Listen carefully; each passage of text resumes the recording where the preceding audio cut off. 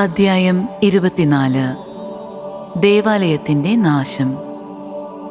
യേശു ദേവാലയം വിട്ടു പോകുമ്പോൾ ദേവാലയത്തിൻ്റെ പണികൾ അവന് കാണിച്ചു കൊടുക്കാൻ ശിഷ്യന്മാർ അടുത്തെത്തി. അവൻ അവരോട് പറഞ്ഞു, നിങ്ങൾ ഇതെല്ലാം കാണുന്നല്ലോ. സത്യമായി ഞാൻ നിങ്ങളോട് പറയുന്നു, ഇവിടെ കല്ലിന്മേൽ കല്ലു ശേഷിക്കാതെ എല്ലാം തകർക്കപ്പെടും. വേദനകളുടെ ആരംഭം.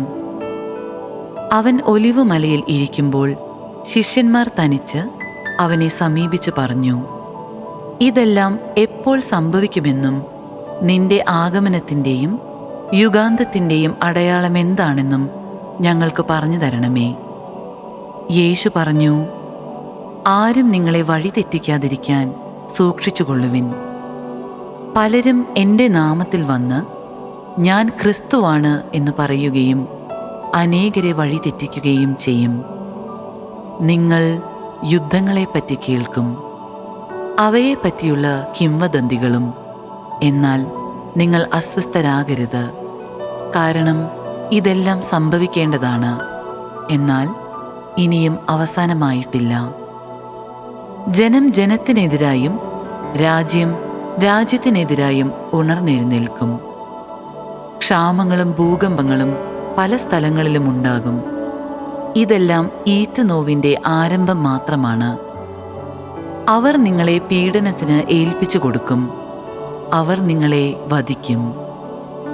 എൻ്റെ നാമം നിമിത്തം സർവ്വജനങ്ങളും നിങ്ങളെ ദ്വേഷിക്കും.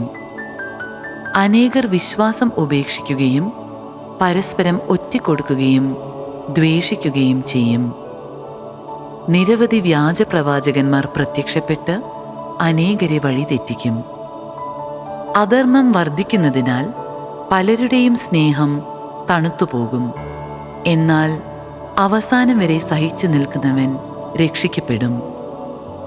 എല്ലാ ജനതകളുടെയും സാക്ഷ്യത്തിനായി രാജ്യത്തിൻ്റെ ഈ സുവിശേഷം ലോകമെങ്ങും പ്രസംഗിക്കപ്പെടും. അതിനുശേഷം അന്ത്യം ആഗതമാകും. ഭീകരദുരിതങ്ങൾ. ദാനിയേൽ പ്രവാചകൻ പ്രവചിച്ച വിനാശത്തിൻ്റെ അശുദ്ധ ലക്ഷണം വിശുദ്ധ സ്ഥലത്ത് നിൽക്കുന്നത് കാണുമ്പോൾ വായിക്കുന്നവൻ ഗ്രഹിക്കട്ടെ. യൂദയായിലുള്ളവർ പർവ്വതങ്ങളിലേക്ക് പലായനം ചെയ്യട്ടെ. പുരമുകളിലായിരിക്കുന്നവൻ വീട്ടിൽ നിന്ന് എന്തെങ്കിലും എടുക്കാൻ താഴേക്ക് ഇറങ്ങാതിരിക്കട്ടെ. വയലിലായിരിക്കുന്നവൻ മേലങ്കിയെടുക്കാൻ പിന്തിരിയരുത്. ആ ദിവസങ്ങളിൽ ഗർഭിണികൾക്കും മുലയൂട്ടുന്നവർക്കും ദുരിതം. നിങ്ങളുടെ പലായനം ശീതകാലത്തോ സാപത്തിലോ ആകാതിരിക്കാൻ പ്രാർത്ഥിക്കുവിൻ. എന്തെന്നാൽ ലോകാരംഭം മുതൽ ഇന്നേ വരെ ഉണ്ടായിട്ടില്ലാത്ത, ഇനി ഉണ്ടാകാനിടയില്ലാത്ത ഉഗ്രപീഡനം അന്നുണ്ടാകും. ആ ദിവസങ്ങൾ പരിമിതപ്പെടുത്തിയില്ലായിരുന്നെങ്കിൽ ഒരുവനും രക്ഷപ്പെടുകയില്ലായിരുന്നു. എന്നാൽ തെരഞ്ഞെടുക്കപ്പെട്ടവരെ പ്രതി ആ ദിവസങ്ങൾ പരിമിതപ്പെടുത്തും. ഇതാ, ക്രിസ്തു ഇവിടെ അല്ലെങ്കിൽ അവിടെ എന്ന് ആരെങ്കിലും പറഞ്ഞാൽ നിങ്ങൾ വിശ്വസിക്കരുത്.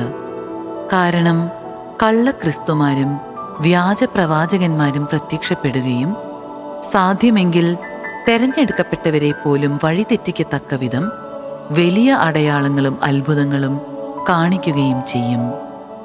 ഇതാ, ഞാൻ മുൻകൂട്ടി നിങ്ങളോട് പറഞ്ഞിരിക്കുന്നു. അതുകൊണ്ട് അവൻ മരുഭൂമിയിലുണ്ടെന്ന് അവർ പറഞ്ഞാൽ നിങ്ങൾ പുറപ്പെടരുത്. അവൻ മുറിക്കുള്ളിലുണ്ട് എന്ന് പറഞ്ഞാലും നിങ്ങൾ വിശ്വസിക്കരുത്. കിഴക്ക് നിന്ന് പടിഞ്ഞാറോട്ട് പായുന്ന മിന്നൽ പിണർ പോലെയായിരിക്കും മനുഷ്യപുത്രൻ്റെ ആഗമനം. ശവമുള്ളിടത്ത് കഴുകന്മാർ വന്നു കൂടും. മനുഷ്യപുത്രൻ്റെ ആഗമനം. അക്കാലത്തെ പീഡനങ്ങൾക്കു ശേഷം പൊടുന്നനെ സൂര്യൻ ഇരുണ്ടുപോകും, ചന്ദ്രൻ പ്രകാശം തരികയില്ല, നക്ഷത്രങ്ങൾ ആകാശത്തിൽ നിന്ന് നിപതിക്കും, ആകാശശക്തികൾ ഇളകുകയും ചെയ്യും. അപ്പോൾ ആകാശത്തിൽ മനുഷ്യപുത്രൻ്റെ അടയാളം പ്രത്യക്ഷപ്പെടും. ഭൂമിയിലെ സർവ്വഗോത്രങ്ങളും വിലപിക്കുകയും മനുഷ്യപുത്രൻ വാനമേഘങ്ങളിൽ ശക്തിയോടും മഹത്വത്തോടും കൂടി വരുന്നത് കാണുകയും ചെയ്യും.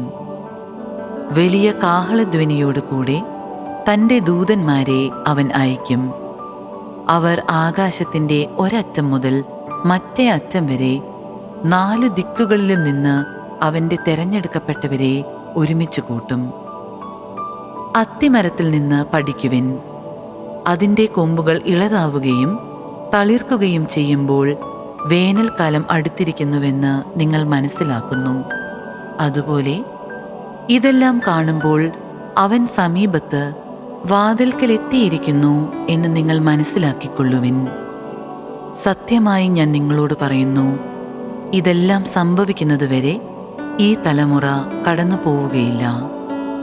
ആകാശവും ഭൂമിയും കടന്നു പോകും, എന്നാൽ എൻ്റെ വചനങ്ങൾ കടന്നു പോവുകയില്ല. ആ ദിവസത്തെക്കുറിച്ചോ മണിക്കൂറിനെക്കുറിച്ചോ പിതാവിനല്ലാതെ മറ്റാർക്കും, സ്വർഗത്തിലെ ദൂതന്മാർക്കോ പുത്രന് പോലുമോ അറിഞ്ഞുകൂടാ. സദാ ജാഗരൂകരായിരിക്കുവിൻ. നോഹയുടെ ദിവസങ്ങൾ പോലെ ആയിരിക്കും മനുഷ്യപുത്രന്റെ ആഗമനം.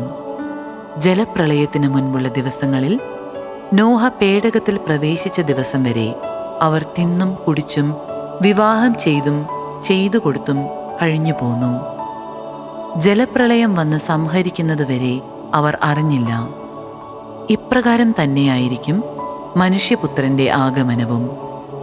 അപ്പോൾ 2 പേർ വയലിലായിരിക്കും, ഒരാൾ എടുക്കപ്പെടും, മറ്റേയാൾ അവശേഷിക്കും. 2 സ്ത്രീകൾ തിരിക്കല്ലിൽ പൊടിച്ചുകൊണ്ടിരിക്കും, ഒരുവൾ എടുക്കപ്പെടും, മറ്റവൾ അവശേഷിക്കും. നിങ്ങളുടെ കർത്താവ് ഏത് ദിവസം വരുമെന്ന് അറിയാത്തതുകൊണ്ട് നിങ്ങൾ ജാഗരൂകരായിരിക്കുവിൻ. കള്ളൻ രാത്രിയിൽ ഏത് സമയത്താണ് വരുന്നതെന്ന് ഗൃഹനാഥൻ അറിഞ്ഞിരുന്നെങ്കിൽ അവൻ ഉണർന്നിരിക്കുകയും തൻ്റെ ഭവനം കവർച്ച ചെയ്യാൻ ഇടകൊടുക്കാതിരിക്കുകയും ചെയ്യുമായിരുന്നു എന്ന് നിങ്ങൾ അറിയുന്നു. അതിനാൽ നിങ്ങളും തയ്യാറായിരിക്കണം. നിങ്ങൾ പ്രതീക്ഷിക്കാത്ത മണിക്കൂറിലായിരിക്കും മനുഷ്യപുത്രൻ വരുന്നത്.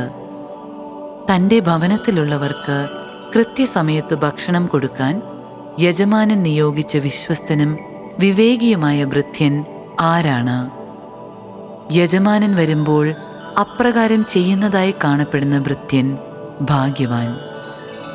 സത്യമായി ഞാൻ നിങ്ങളോട് പറയുന്നു, യജമാനൻ അവനെ തൻ്റെ വസ്തുക്കളുടെ എല്ലാം മേൽനോട്ടക്കാരനായി നിയമിക്കും.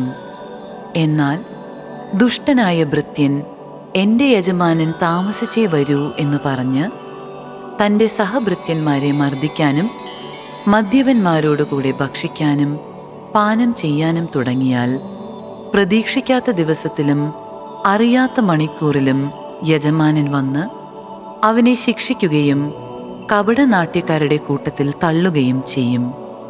അവിടെ വിലാപവും പല്ലുകടിയുമായിരിക്കും.